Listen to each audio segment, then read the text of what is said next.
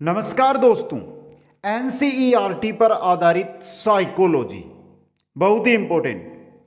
हम जो यहां पर अध्ययन कर रहे हैं वो कर रहे हैं रीट मेंस के लिए। लेवल चाहे प्रथम हो आपका, चाहे लेवल द्वितीय हो, दोनों के लिए यहां पर हम अध्ययन कर रहे हैं। और जो हमारी यहां पर क्लास रहेगी वो सिर्फ और सिर्फ एनसीईआरटी पर आधारित क्लास रहेगी। दोस्तों, आप चाहे कहीं से भी अध्ययन कर रहे हो, एक बार ये क्लासें YouTube पे हमारी आ रही है, प्रतिदिन एक क्लास आती है, तो इन क्लासों को अटेंड करना ना भूलें। दोस्तों, प्रतिदिन की क्लास को अटेंड कीजिए। साइकोलॉजी में आपका एक भी क्वेश्चन गलत नहीं होगा। कल हमने जो पहली क्लास थी, क्लास नंबर 1, उसके अंदर हमने मनोविज्ञान के बारे में देखा था। जो मनोविज्ञान है उसका क्या अर्थ है, कहाँ से उत्पन्न हुई, मनोविज्ञान का विकास क्रम है वो कैसे चला, इनके बारे में हमने अध्ययन किया था। आज हम जो हमारा टॉपिक दिया गया, पहला टॉपिक सिलेबस के अकॉर्डिंग शिक्षा मनोविज्ञान का अर्थ, क्षेत्र, महत्व व उद्देश्य है, इनके बारे में चर्चा करेंगे। दोस्तों, बहुत ही अच्छी क्लास रहेगी और वही चीजें यहां पर पढ़ाई जाएगी जो एनसीईआरटी के अंदर दी गई है। बाकी की क्लासें, क्लास 1 हो या आगे आने वाली क्लासें हैं, वो सभी आपको प्लेलिस्ट के अंदर मिल जाएगी। रीट मेंस साइकोलॉजी के नाम से प्लेलिस्ट बनी हुई है। दोस्तों, अगर आप इनके नोट्स प्राप्त करना चाहते हैं तो यही नोट्स आपको कुचामन ऑनलाइन क्लासेज जो ऐप है हमारी, प्ले स्टोर से डाउनलोड कीजिए, ऐप को ओपन कीजिए, ऐप के स्टोर में जाइए, वहां पर आपको नोट्स है वो मिल जाएंगे। सबसे पहले एक बार सभी साथी वीडियो को लाइक, शेयर और जो नए साथी जुड़ रहे हैं वो चैनल को सब्सक्राइब करें। अदर किसी भी प्रकार की आप जानकारी लेना चाहते हैं या मेरे साथ जुड़ना चाहते हैं तो यहाँ पर इंस्टाग्राम ID दी गई है, वहां पर जाकर आप मेरे को फॉलो करके मैसेज कर सकते हैं। दोस्तों, तो चलते हैं दोस्तों आज की इस क्लास को। और जो भी यहां पे मैं जानकारी लेकर आया हूं एनसीईआरटी पर आधारित है। देखिए, शिक्षा, नियामक विज्ञान तथा मनोविज्ञान, विधायक विज्ञान, ये चीज हमने कल पढ़ी थी। ये चीज हमने, मनोविज्ञान क्या है, विधायक विज्ञान है, शिक्षा क्या है, नियामक विज्ञान है। दोनों चीजें हैं, इनके बारे में आपको ज्ञान यहां पर होना जरूरी है। दोस्तों, अब देखिए, शैक्षिक अवधारणा यानी शिक्षा अवधारणा का अर्थ, शैक्षिक अवधारणा का अर्थ है शिक्षा का समन्वित रूप। हर एक वो पहलू आपको यहां पे बताया जाएगा जिसकी आपको आवश्यकता है। दोस्तों, तो शैक्षिक अवधारणा का अर्थ है शिक्षा का समन्वित रूप। दोस्तों, और शिक्षा मनोविज्ञान की उत्पत्ति किससे हुई है, मनोविज्ञान से हुई है। दोस्तों, देखिए यहां पे विलियम जेम्स थे। कल हमने पढ़ा था कि विलियम जेम्स ने दर्शन शास्त्र से मनोविज्ञान को मुक्त करवाया। दोस्तों, समझे आप। और अमेरिका के अंदर मनोविज्ञान के जनक कौन है, विलियम जेम्स ही है। दोस्तों, और मनोविज्ञान की शाखा है शिक्षा मनोविज्ञान, यानी मनोविज्ञान से ही उत्पत्ति हुई है शिक्षा मनोविज्ञान की।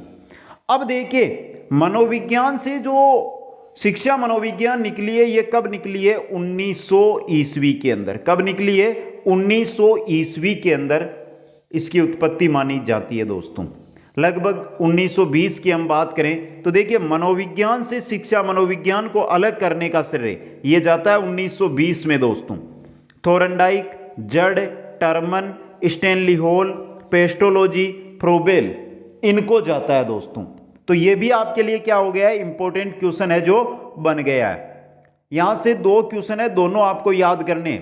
मनोविज्ञान से शिक्षा मनोविज्ञान को अलग करने का श्रेय थोरनडाइक को है, जड़ को है, टर्मन को है, स्टैनली हॉल को है, पेस्टोलॉजी को है, फ्रोबेल को है। 1920 में शिक्षा मनोविज्ञान को स्पष्ट जो रूप, स्वरूप है वो इन्हीं के प्रयासों से प्राप्त हुआ था। दोस्तों, कुछ आया समझ में। यहां पे आगे देखिए, शिक्षा के क्षेत्र में मनोवैज्ञानिक आंदोलन का सूत्रपात करने का श्रेय किसको जाता है, रूसो को जाता है। दोस्तों, मनोवैज्ञानिक दृष्टिकोण का, शिक्षा में मनोवैज्ञानिक आंदोलन या मनोवैज्ञानिक दृष्टिकोण का सूत्रपात रूसो ने किया था। दोस्तों, यह इंपॉर्टेंट क्वेश्चन है जो आपके लिए बन सकता है। दोस्तों, और शिक्षा मनोविज्ञान का जनक कौन है, थोरनडाइक। दोस्तों, प्रथम शैक्षिक मनोवैज्ञानिक बोले या शिक्षा मनोविज्ञान का जनक बोले वो है आपके थोरनडाइक। स्किनर के अनुसार शिक्षा मनोविज्ञान का प्रारंभ अरस्तु के समय से माना जाता है। स्किनर ने कहा था कि जो शिक्षा मनोविज्ञान है इसका प्रारंभ है वो अरस्तु के समय से हुआ था दोस्तों। यह आपको याद रखना है दोस्तों। मनोविज्ञान शिक्षा का क्या आधारभूत विज्ञान है, यह भी किसने कहा था? स्किनर ने ही कहा था दोस्तों। आ गया समझ में? अब देखिए हम परिभाषाओं की ओर चलेंगे, आगे परिभाषाएं देखेंगे। उससे पहले थोड़ी सी जानकारी आपको मैं यहां पे देना चाहता हूं, जो साथी नोट्स बना रहे हैं वो लिख सकते हैं। एजुकेशन, देखिए एजुकेशन, ये एजुकेशन है ना, ये लैटिन इंग्लिश का शब्द है। किसका है? लैटिन इंग्लिश का शब्द है दोस्तों। किससे बना है ये बना है एडुकेटम से। एडुकेटम से दोस्तों, एडुकेटम से एजुकेशन बना है, ये याद रखना है। समझ गए आप? अब देखिए जो एडुकेटम है ना, ये दो शब्दों से बना है। एक तो है ई और दूसरा है डूको। समझे? ई का अर्थ क्या है? यहां पे इससे अर्थ निकलता है अंदर से, और डूको का अर्थ होता है बाहर निकालना, अंदर से बाहर निकालना। अर्थात शिक्षा का अर्थ क्या हो गया? एजुकेशन यानी शिक्षा। शिक्षा का अर्थ क्या होता है? बालक की जो अंतर्निहित योग्यताएं हैं उनको बाहर निकालना, उसके व्यवहार में परिवर्तन करना दोस्तों। आ गया समझ में? यहां पे यह चीज है दोस्तों। अब देखिए शिक्षा मनोविज्ञान की कुछ परिभाषाएं जो हमें दी गई है उनके बारे में कर लेते हैं अध्ययन। पहली परिभाषा है पील मोदे के अनुसार, शिक्षा मनोविज्ञान शिक्षा का विज्ञान है। पील महोदय ने कहा था कि शिक्षा मनोविज्ञान शिक्षा का विज्ञान है। और कल की क्लास में मैंने एक चीज बोली थी आपको, जो भी परिभाषाएं आ रही है, बहुत सारी परिभाषाएं नहीं, हर टॉपिक, यानी कि कम से कम हमारे 12 के आसपास टॉपिक रहेंगे कुल, और हर टॉपिक के अंदर आपको ज़्यादा ना ज़्यादा 10 परिभाषाएं, कुल मिलाकर 120 परिभाषाएं। क्या कोई ट्रिक काम करेगी यहाँ पे? अगर ट्रिक बनाएंगे तो आपस में मिल जाएगी ट्रिक। तो सबसे बेस्ट तरीका है कि एक ही परिभाषा जो हम आपके सामने आती है उनको दिन में 3 बार रिवीजन कीजिए, 7 दिन तक रेगुलर रिवीजन कर लीजिए आप, मेरे कहने के अनुसार सब आपके सामने होगा। मैकडूगल के अनुसार शिक्षा और मनोविज्ञान एक ही सिक्के के 2 पहलू है। मैकडूगल ने क्या कहा कि शिक्षा और मनोविज्ञान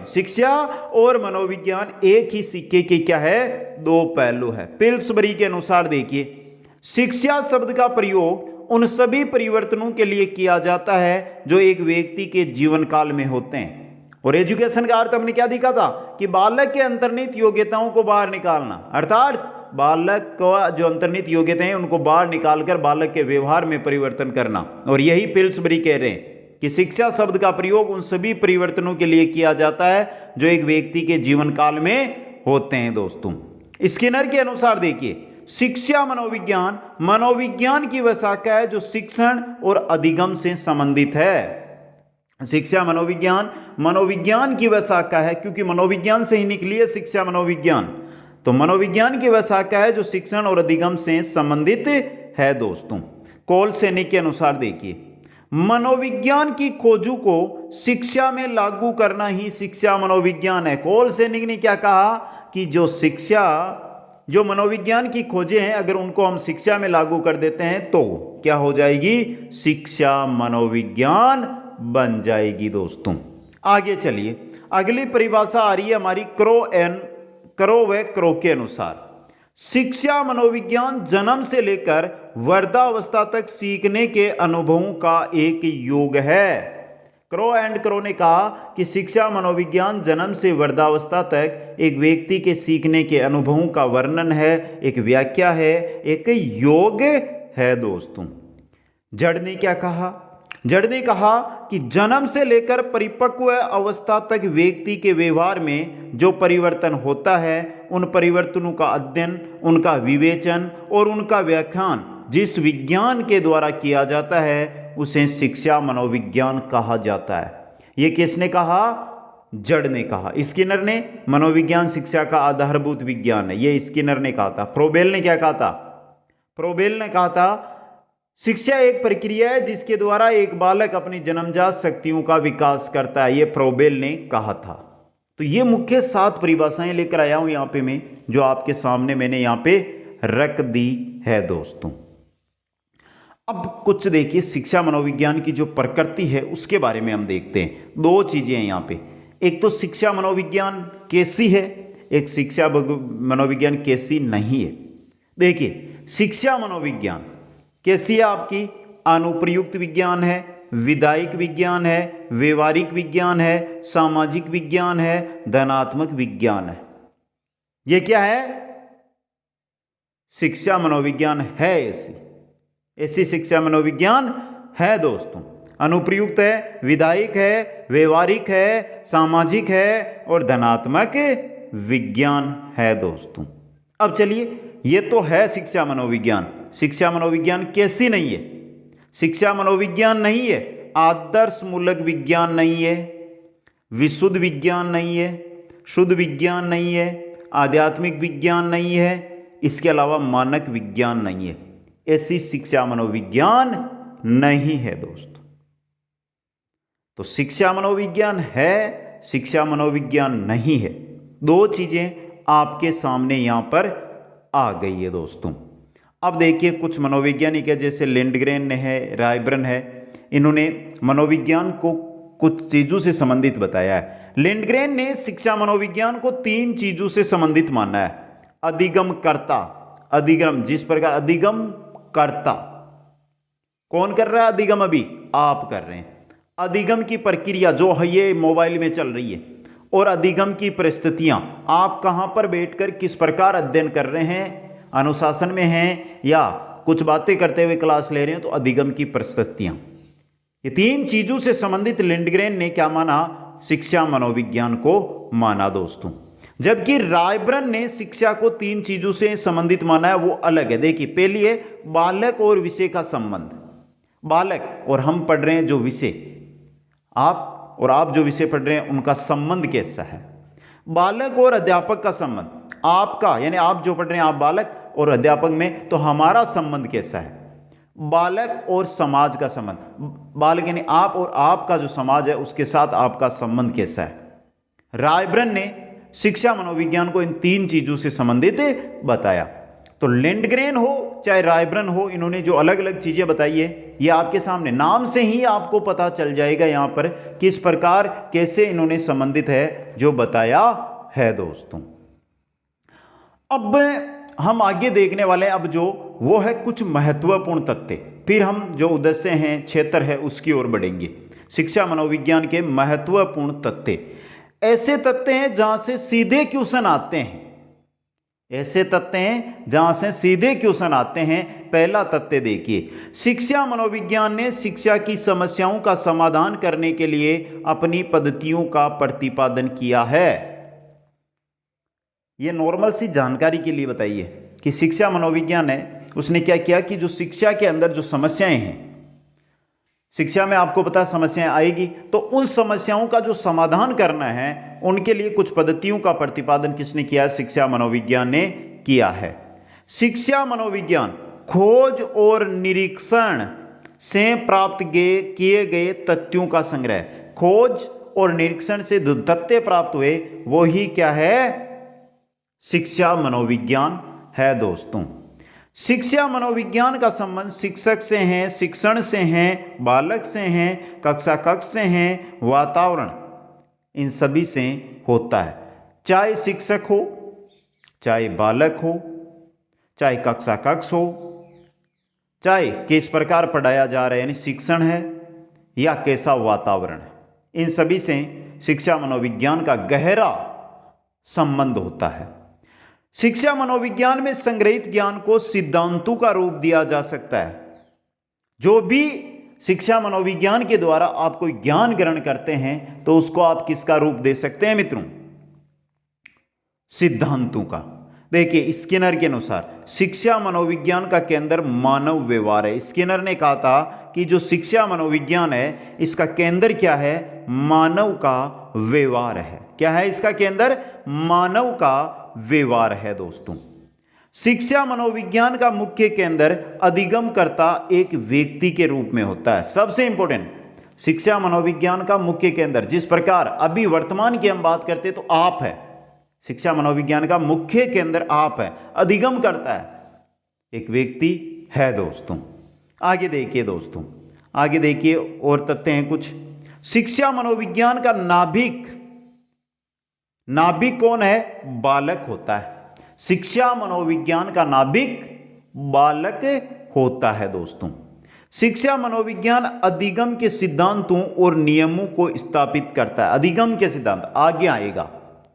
और जो एक चीज यहां से बता दूं, मेरे साथ जो मेरे साथी जुड़े हुए हैं, शिक्षा मनोविज्ञान अगर आपने आज तक नहीं पढ़ी है और पढ़ी है तो भी अगर आपके समझ में नहीं आई है तो हमारी क्लास अटेंड कीजिए, रेगुलर क्लास अटेंड कीजिए। लगभग 1 मंथ का समय हमें लगेगा शिक्षा मनोविज्ञान की सभी क्लासों के लिए। उसके बाद बोलना कि आपको कितना अध्ययन होता है। धीरे धीरे अभी हम अधिगम की बात करेंगे, सीखने की बात करेंगे। अधिगम यानी सीखना, सीखना ही अधिगम है। तो आपको समझ में नहीं आएगा। जब हम बाल विकास पढ़ के फिर अधिगम की ओर बढ़ेंगे ना, तो आपको धीरे धीरे सब चीज समझ में आ जाएगी। तो अधिगम के चाहे सिद्धांत हो चाहे नियम हो, जो है वो स्थापित शिक्षा मनोविज्ञान के द्वारा होते हैं।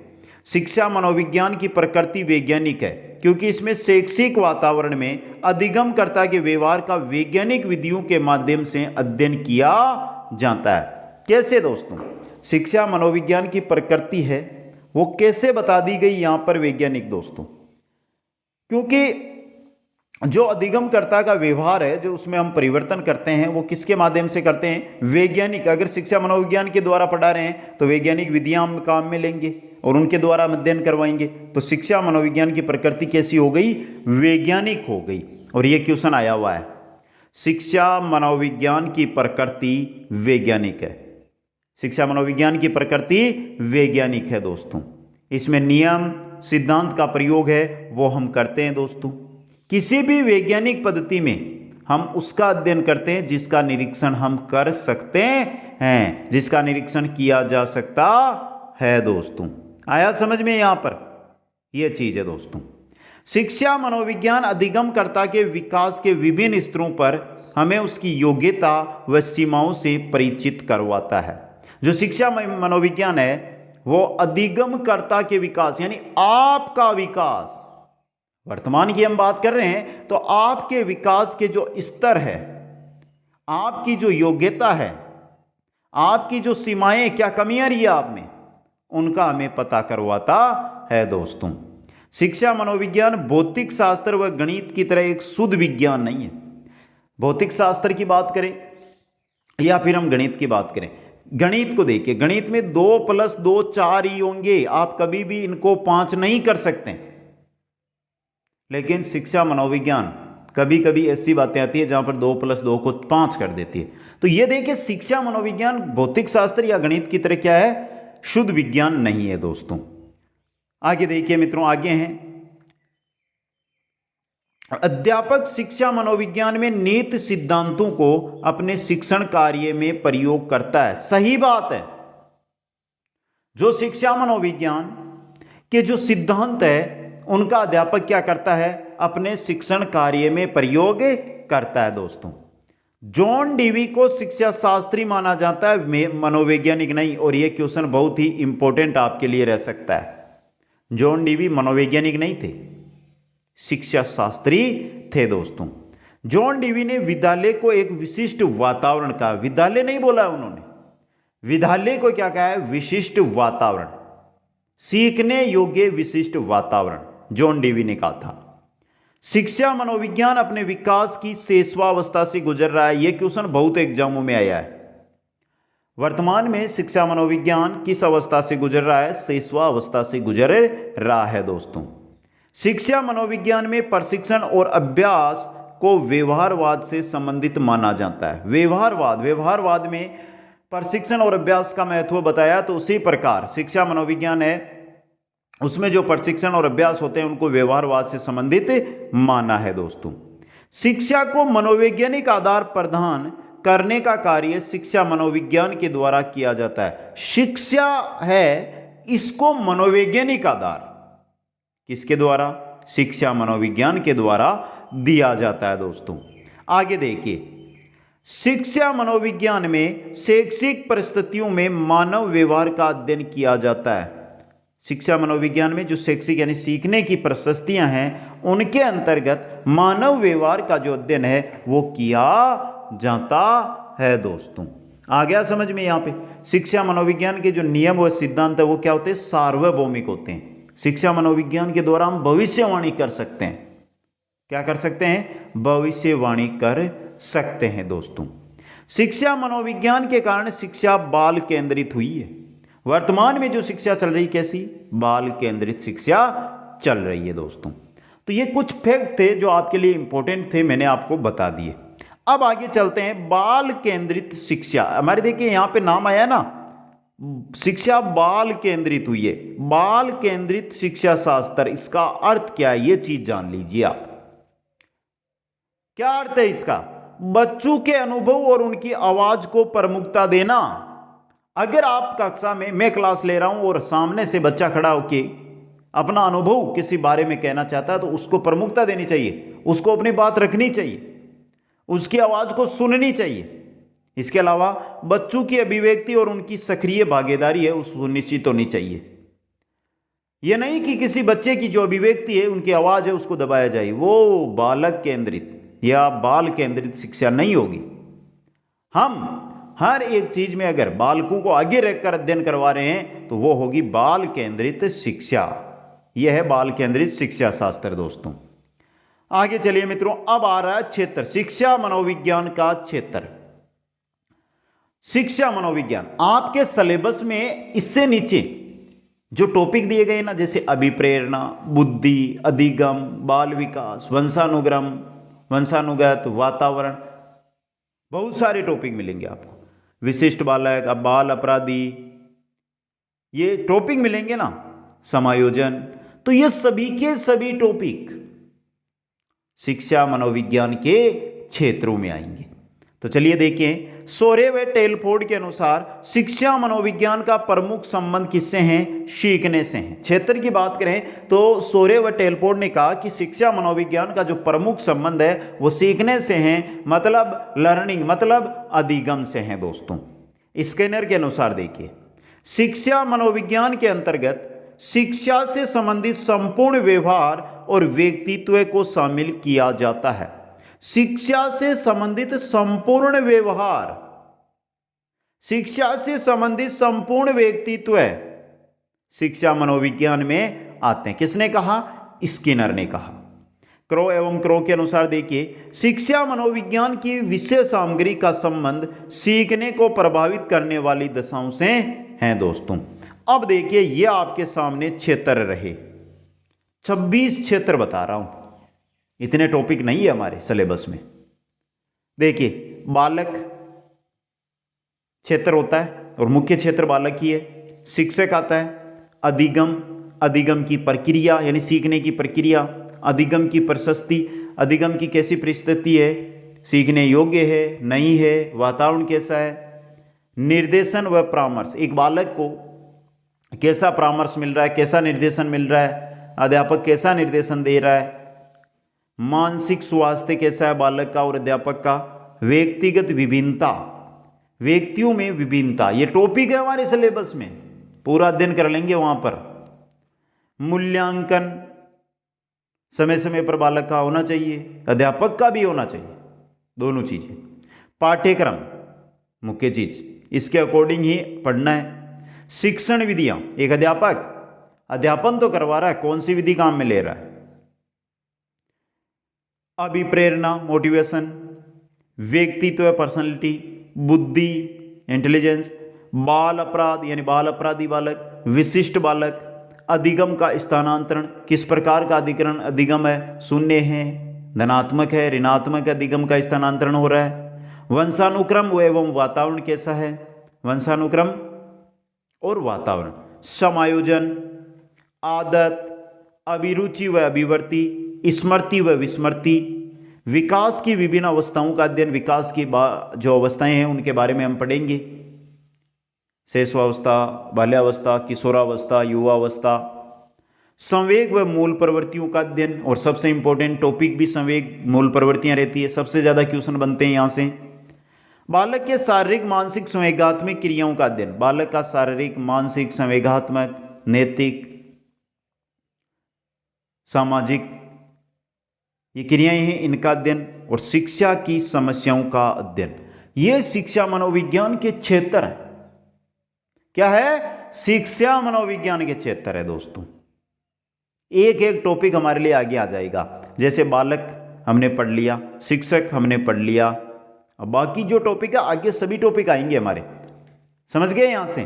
तो चलते हैं अगली आगे की ओर। आगे आता है हमारे यहाँ शिक्षा मनोविज्ञान का उद्देश्य दोस्तों। पहले हम गैरिसन और कुप्पुस्वामी के अनुसार देख लेते हैं, फिर जो मुख्य उद्देश्य हैं अन्य उद्देश्यों के रूप में आपको दिखाई दे रहे हैं ये हम देखेंगे। गैरिसन ने जो शिक्षा मनोविज्ञान के उद्देश्य बताया वो बताया व्यवहार का ज्ञान, भविष्यवाणी और नियंत्रण। शिक्षा मनोविज्ञान के मुख्य उद्देश्य गैरिसन ने 3 बताए, व्यवहार का ज्ञान, भविष्यवाणी और नियंत्रण। जबकि कुप्पुस्वामी के अनुसार देखिए क्या बताया, उत्तम शिक्षण उत्तम अधिगम, उत्तम शिक्षण उत्तम अधिगम। अब देखिए मुख्य जो उद्देश्य है वो आपके सामने। अन्य उद्देश्यों में बालकों को अभिप्रेरित करना, शिक्षा मनोविज्ञान का पहला उद्देश्य है। अगर बालक को आपने अभिप्रेरित कर दिया तो जो चीज आप सिखाना चाहते हैं वो बालक सीख जाएगा। अभिप्रेरित यानी बालक को लालायित कर देना उस चीज को सीखने के लिए। बालकों का चारित्रिक विकास करना यानी नैतिक विकास उनका करना। बालक के स्वभाव का ज्ञान प्रदान करना, बालक का स्वभाव कैसा है आपको पता होना चाहिए। कक्ष की समूह गतिशीलता को जानना, अध्यापक में शिक्षण दक्षताओं को विकसित करना। एक अध्यापक है उसमें पढ़ाने की दक्षता नहीं है फिर भी अगर पढ़ा रहा है तो कहने का मतलब अध्यापक जब पढ़ाने जा रहा है तो उसमें शिक्षण दक्षता होनी चाहिए, पढ़ाने की योग्यता होनी चाहिए दोस्तों। बालक की अभिवृद्धि व विकास, बालक की अभिवृद्धि व विकास का ज्ञान। शिक्षण विधि में सुधार, जो रेगुलर घिसी-पिटी विधियां हैं उनसे नहीं, रेगुलर नवीनता शिक्षण विधियों में आनी चाहिए। शिक्षण के उद्देश्य व लक्ष्यों की प्राप्ति, शिक्षण की समस्याओं का समाधान करना, शिक्षण कार्य में सहायता प्रदान करना। इसके अलावा और शिक्षा मनोविज्ञान के क्या उद्देश्य हैं देखिए। बालक को अपने वातावरण में सामंजस्य स्थापित करने में सहायता प्रदान करना शिक्षा मनोविज्ञान का उद्देश्य है। शिक्षा मनोविज्ञान का मुख्य उद्देश्य बालक का सर्वांगीण विकास करना है। अभी तक जो हमने 11 उद्देश्य पढ़े ना उनका निचोड़ 12वें में आ गया, सर्वांगीण विकास बालक का शिक्षा मनोविज्ञान करेगा। जो 11 उद्देश्य पढ़े ना वो सभी इसी में है। बालकों की समस्याओं, व्यवहार, आवश्यकताओं के प्रति सूझ को विकसित करना और बालक को सामाजिकता का ज्ञान प्रदान करना, ये शिक्षा मनोविज्ञान का, शिक्षा मनोविज्ञान बोले या एक शिक्षक बोले, इनका उद्देश्य होता है दोस्तों। अब बचता है हमारे शिक्षा मनोविज्ञान का महत्व है। क्या महत्व है कि हमें शिक्षा मनोविज्ञान की आवश्यकता है दोस्तों। तो चलिए दोस्तों, लगभग मित्रों जो महत्व टॉपिक है ना ये सबसे इंपॉर्टेंट टॉपिक माना जाता है, महत्व या उपयोगिता दोस्तों। जैसे स्वयं को पहचानना, स्वयं का ज्ञान व तैयारी यानी स्वयं को पहचानने में सहायक, ये उपयोगिता या महत्व है। तो ये 13, 14, 15 के आसपास है जिनकी विस्तृत व्याख्या की गई है। आपको सिर्फ क्या करना है, जो थ्योरी लिखी गई है ना नीचे टॉपिक के नीचे, क्योंकि आप जहां पर भी नोट्स जाएंगे तो सीधा 1 नंबर ये उद्देश्य आपका महत्व लिख दिया, 2 नंबर डाल के यहाँ पे महत्व लिख दिया, 3 नंबर डाल के महत्व लिख दिया। थ्योरी बहुत कम जगह मिलती है, ये थ्योरी पढ़ लेना आपको जो महत्व है हेडिंग है वो समझ में आ जाएगी। शिक्षा मनोविज्ञान विधायक तथा व्यवहारिक विषय होने के कारण व्यक्ति तथा समाज दोनों के लिए क्या होती है, उपयोगी। सबसे पहला महत्व तो आपको ऊपर ही दे दिया। अब चलिए एक एक महत्व की ओर। पहला महत्व क्या है, स्वयं का ज्ञान व तैयारी। स्वयं यानी अध्यापक का ज्ञान व तैयारी, स्वयं को पहचानने में सहायक। देखिए व्यक्ति किसी कार्य को करने में तभी सफल होता है जब उसमें उस कार्य के प्रति करने की योग्यता होती है। एक शिक्षक अगर कार्य कर रहा है तो वो उसमें तभी सफल होगा जब उस कार्य के प्रति उसकी योग्यता हो, उसकी तैयारी की गई हो दोस्तों। शिक्षा मनोविज्ञान की सहायता से अध्यापक अपने में नीति, स्वभाव, बुद्धि स्तर, व्यवहार, योग्यता, क्षमता, आदत, विषय वस्तु का ज्ञान आदि की जानकारी प्राप्त करता है और इन सभी में समय, परिस्थिति और आवश्यकता के अनुसार सकारात्मक बदलाव करता चला जाता है। यह चीज है, पहला महत्व है ये, समझे आप। यहां पे स्किनर ने क्या कहा था कि शिक्षा मनोविज्ञान अध्यापकों की तैयारी की क्या है, आधारशिला है दोस्तों। यह परिभाषा मैंने शुरू में ही बता दी थी, शुरू में ही बता दी थी ना। शिक्षा मनोविज्ञान क्या है, अध्यापकों की तैयारी की आधारशिला है दोस्तों। दूसरा महत्व देखिए, बाल स्वभाव व व्यवहार का ज्ञान, बालक के स्वभाव का, बालक के व्यवहार का ज्ञान। शिक्षा मनोविज्ञान अध्यापक को बालक के स्वभाव और व्यवहार से क्या कराता है, अवगत कराता है दोस्तों। आ गया ना समझ में, थ्योरी पढ़ लो आपको आ जाएगा समझ में। रेबर्न ने कहा था हमें बालक के स्वभाव और व्यवहार का जितना अधिक ज्ञान होता है उतना ही अधिक प्रभावपूर्ण बालक से हमारा संबंध होता है और उतना ही अच्छा हमारा शिक्षण कार्य होता है दोस्तों। तीसरे में चलिए, तीसरा देखिए, बालकों का चरित्र निर्माण। शिक्षा मनोविज्ञान बालकों के चरित्र निर्माण में सहायता देता है दोस्तों। जो शिक्षा मनोविज्ञान है ये बालकों के चरित्र निर्माण में क्या करता है, सहायता देता है। इंपॉर्टेंट चीज यह शिक्षक को उन विधियों को बताता है जिनका प्रयोग करके वह अपने छात्रों में नैतिक गुणों का क्या कर सकता है, विकास कर सकता है। किसके द्वारा, शिक्षा मनोविज्ञान के द्वारा एक शिक्षक है जो छात्रों में नैतिक गुणों का विकास कर सकता है। अगले में चलिए, बालकों का ज्ञान। बालकों का ज्ञान देखिए, शिक्षक अपने कर्तव्यों का कुशलता से पालन तभी कर सकता है जब उसे अपने छात्रों का पूर्ण ज्ञान हो।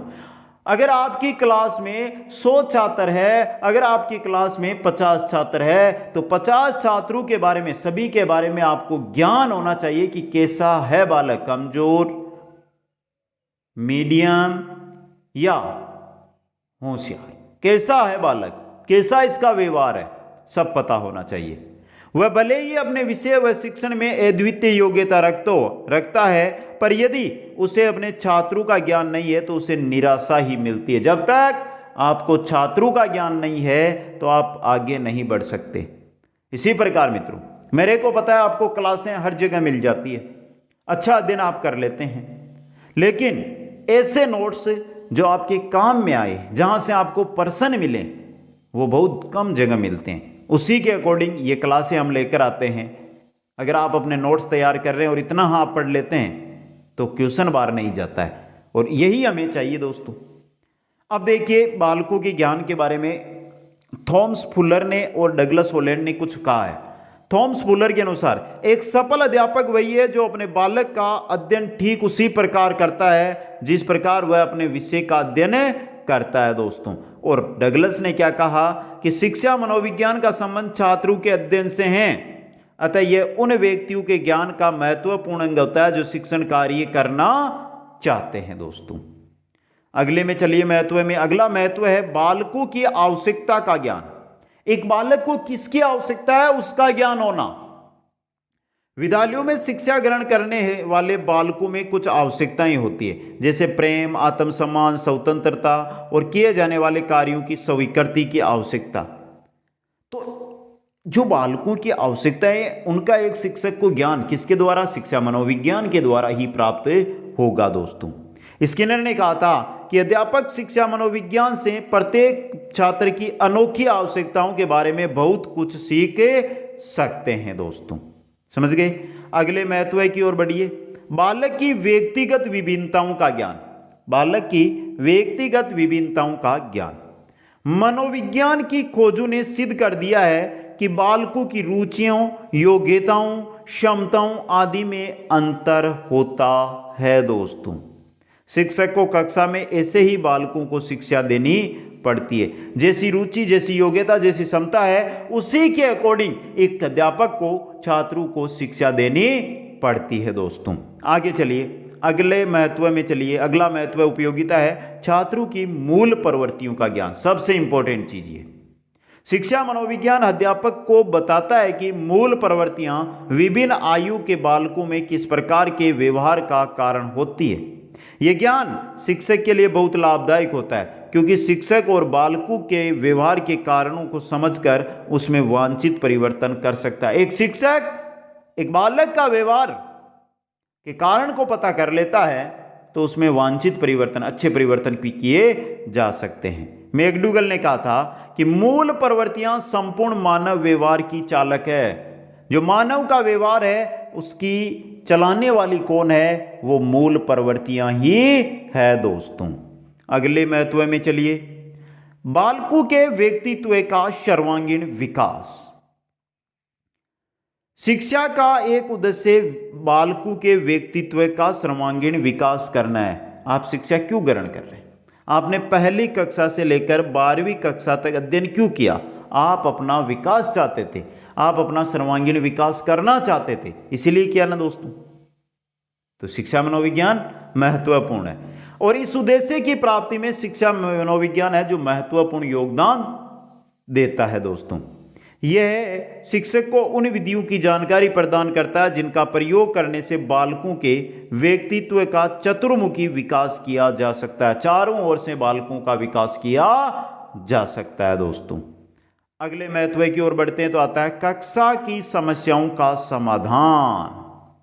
शिक्षा मनोविज्ञान के द्वारा आप एक कक्षा की जो समस्याएं हैं उनका समाधान कर सकते हैं। कक्ष की मुख्य समस्याएं अनुशासनहीनता, बाल अपराध, समस्यात्मक बालक, छात्रों का पिछड़ापन, यही समस्याएं हमें देखने को मिलती है। छात्र का भाग जाना समस्यात्मक बालक होता है, तो ये चीजें हमें देखने को मिलती है। तो शिक्षा मनोविज्ञान शिक्षक को इन समस्याओं के कारणों को खोजने और इनको दूर करने में क्या करता है, सहायता देता है। एक बालक अनुशासनहीन है तो क्यों है, कारण है उसका शिक्षा मनोविज्ञान से अगर आप अध्ययन करवा रहे हैं तो आप आसानी से पता कीजिए उस कारण है, जो कारण है उसको हटाइए, अपने आप तैयार हो जाएगा।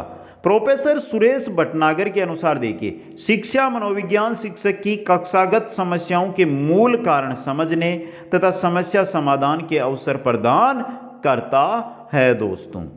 आया समझ में? अगले में चलिए, अगला है हमारा अनुशासन में सहायता। शिक्षा मनोविज्ञान अध्यापक को अनुशासन स्थापित करने और रखने की अनेक नवीन विधियां अपनाता है दोस्तों। मेलवी ने कहा था, जो शिक्षक अपने छात्रों की रुचि के अनुसार शिक्षा देते हैं उनके सामने अनुशासन की कठिनाइयां बहुत कम आती है। अगर छात्रों की रुचि ही नहीं है और आप फिर भी उनको वो चीज़ पढ़ा रहे हैं तो आपके सामने अनुशासनहीनता होगी दोस्तों। आगे चलिए, अगला महत्व है उपयोगी पाठ्यक्रम का निर्माण। विकास की विभिन्न समस्याओं में बालकों की रुचियां, प्रवृत्तियां और आवश्यकताएं विभिन्न होती है दोस्तों। चाहे रुचियां हो, चाहे प्रवृत्तियां हो, चाहे आवश्यकताएं हो, यह आपको अलग अलग बालक की अलग अलग रुचियां मिलेगी दोस्तों। मनोविज्ञान इन बातों का ज्ञान प्रदान करने अध्यापक को विभिन्न अवस्थाओं के बालकों के लिए उपयोगी पाठ्यक्रम का निर्माण करने में सहायता देता है। किस उम्र का बालक, किस रुचि का बालक, सभी के लिए कैसा पाठ्यक्रम हो, यह शिक्षा मनोविज्ञान एक अध्यापक को बताता है दोस्तों। और स्किनर के अनुसार देखिए, उपयोगी पाठ्यक्रम बालकों के विकास, व्यक्तित्व विभिन्नताओं, प्रेरणा मूल्यों व सीखने के सिद्धांतों के अनुसार मनोविज्ञान पर आधारित होना आवश्यक है दोस्तों। अगले महत्व की ओर बढ़ते हैं तो आता है उचित शिक्षण विधियों का प्रयोग। शिक्षा मनोविज्ञान अध्यापक को बताता है कि विभिन्न परिस्थितियों में बालकों को सरलता पूर्वक सिखाने के लिए कौन कौन सी शिक्षण विधियां सबसे अधिक उचित और उपयोगी हो सकती है। अगर आप शिक्षा मनोविज्ञान का खुद ने, अगर आपने शिक्षा मनोविज्ञान को अच्छे से पढ़ लिया है और फिर आप पढ़ाने जा रहे हैं तो आप अच्छी से अच्छी जो शिक्षण विधि है उसका प्रयोग छात्रों के सामने करेंगे दोस्तों। स्किनर के अनुसार देखिए, शिक्षा मनोविज्ञान अध्यापक को शिक्षण विधियों का चुनाव करने में सहायता देने के लिए सीखने के अनेक सिद्धांत है वो प्रस्तुत करता है दोस्तों। अगला है मूल्यांकन की नई विधियों का प्रयोग दोस्तों। मूल्यांकन एक ही विधि से लेंगे तो बच्चे उसमें कुछ ना कुछ प्रभाव डालेंगे। अगर आप नई नई विधियां मूल्यांकन की काम में लेंगे तो बच्चों के सामने नई होगी तो वो अच्छा मूल्यांकन होगा। मूल्यांकन छात्र और अध्यापक दोनों के लिए आवश्यक। मूल्यांकन चाहे अध्यापक हो चाहे छात्र हो, दोनों के आवश्यक है। आपके लिए आवश्यक है तो मेरे लिए भी क्या है, आवश्यक है दोस्तों। मैं कैसा आपको पढ़ा रहा हूं, मेरे को मूल्यांकन करना जरूरी है। मेरा खुद का मूल्यांकन आपके मूल्यांकन पर ही निर्भर करता है। अगर आप अच्छे मार्क्स लेकर आ रहे हैं तो मेरा मूल्यांकन अपने आप हो जाएगा, समझे आप। छात्र यह जानना चाहता है कि उसने कितना ज्ञान प्राप्त किया, तथा शिक्षक यह जानना चाहता है कि वह छात्र को ज्ञान प्रदान करने में किस सीमा तक सफल हुआ। जो चीज मैंने बताई वही चीज आ रही है ना यहाँ पे। और कौल सैनी के अनुसार देखिए, शिक्षा मनोविज्ञान शिक्षक विशेष को यह निर्णय करने में सहायता दे सकता है कि वह विशिष्ट परिस्थितियों में अपनी विशिष्ट समस्याओं का समाधान किस प्रकार करे। दोस्तों यह है आपके शिक्षा मनोविज्ञान का अर्थ, क्षेत्र, महत्व, उद्देश्य। आज का टॉपिक हमारा क्लास आपके सामने है, कंप्लीट हो गई है और हमारे सिलेबस का पहला टॉपिक था जो आपके सामने आ गया है। कल बाल विकास के बारे में हम अध्ययन शुरू करेंगे। 2 या 3 क्लास लास्ट होगी जिसमें बाल विकास की अवस्थाएं हैं, अर्थ है जो है, उनके बारे में संपूर्ण अध्ययन कर लेंगे दोस्तों। तो ये क्लास आपको कैसी लगी कमेंट कर देना मित्रों। आपसे निवेदन है, कमेंट करके बताइए, शेयर करिए 5-5 मित्रों तक सभी साथी। वीडियो को लाइक, शेयर और जो नए साथी जुड़ रहे हैं वो चैनल को जरूर सब्सक्राइब कर लें। आप सभी को बहुत बहुत धन्यवाद। जय हिंद, जय भारत।